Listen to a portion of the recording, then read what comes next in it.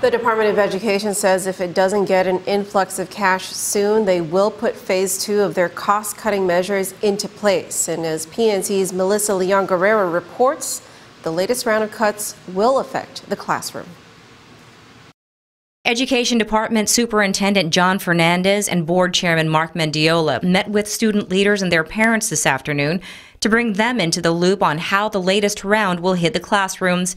And tomorrow night, the board will be meeting to pour over and vote on the proposed budget cuts. Included in what's being called Phase 2 are the postponing of purchasing special education buses, reducing contracts by an additional 5%, reducing on-call substitutes, freezing all salary increments, and extending a hiring freeze to all vacancies throughout the department. This would result in a cost savings to DOE of $2.8 million. Superintendent John Fernandez says although their goal has been to mitigate any impact on the classrooms, with what they're putting on the table in this latest round of cuts, the students will feel it. So, the biggest impact of Phase 2 is really the fact that we are both freezing hiring throughout the department, especially at the school level. So if there are teacher positions coming up, or if there are school aid, school staff positions, central office staff will continue to be frozen, and then reducing the reliance on on-call substitutes when there's a teacher absence.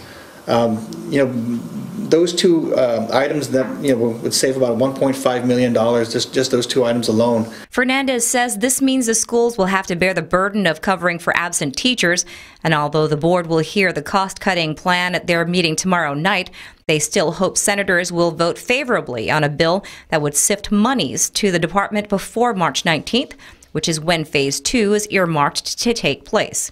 Fernandez says the passage of such a bill, if signed into law, would just put off the inevitable. Right now, I think that it would at least forestall any immediate implementation of some of these reductions. Some of these things we're obviously looking at anyways in terms of the longer term realignment of the department, given the fact that the Trump tax cuts are going to be with us for 10 years.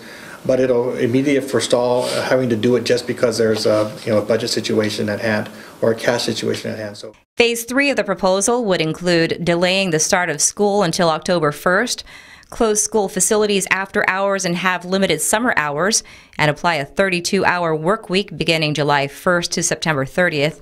In the meantime, Fernandez says he doesn't see the board or department implementing these cuts as early as March 19th, if relief comes before then in the form of legislation. For PNC News, I'm Melissa Leon Guerrero. Tomorrow's Education Board meeting takes place at 6 o'clock at JFK High School. That meeting is open to the public.